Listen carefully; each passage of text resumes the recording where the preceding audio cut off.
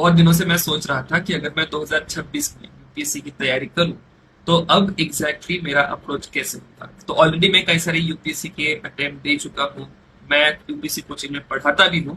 और इन सारे ही पिछले कुछ 10 सालों में मैंने जो भी नॉलेज गेन किया है मेरे एक्सपीरियंस से, उसका अगर मैं इस्तेमाल करूं तो 2026 के लिए मेरी कैसी तैयारी होगी वो मैं आपको बताऊंगा। तो सबसे पहला सवाल तो मेरे मन में आता है कि अगर मैं 2026 के लिए यूपीएससी टारगेट कर रहा हूं, सो क्या मैं कोचिंग ज्वाइन करूंगा।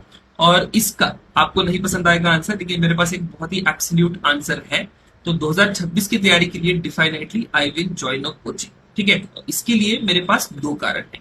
जैसे ही आप कोचिंग ज्वाइन कर लेते हैं, कोचिंग के कारण सबसे पहली चीज होगी जो आपके प्रिपरेशन की स्पीड बढ़ जाएगी, राइट।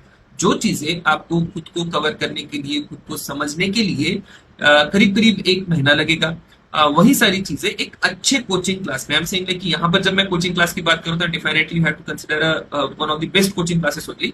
सो अच्छे कोचिंग क्लास में वही प्रिपरेशन आपकी 10-12 दिन में हो जाएगी। एडिशनली आपकी जो कंसेप्चुअल क्लैरिटी है वो भी सेल्फ रीडिंग से थोड़ी बेटर होगी। दूसरा एक बहुत ही अंडररेटेड एडवांटेज जो आपको कोचिंग देती है वो है आपका पीयर ग्रुप। आपको ये समझ में आ जाएगा कि आपके साथ कौन कौन कंपटीशन में खड़ा है।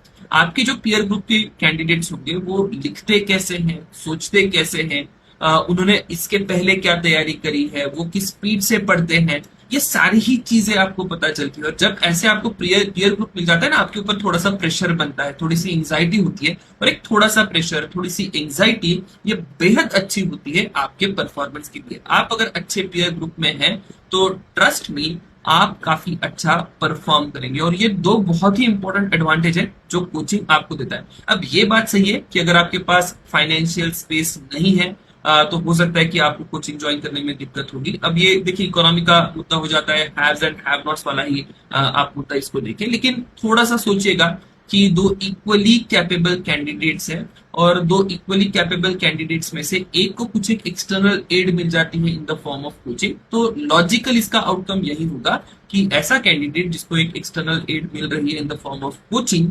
उसका परफॉर्मेंस हो सकता है कि इन दी एंड काफी अच्छा हो। लेकिन यहाँ पर फिर आपका सवाल ये भी होगा कि sir so and so topper है तो उन्होंने तो कभी कोचिंग नहीं करी थी।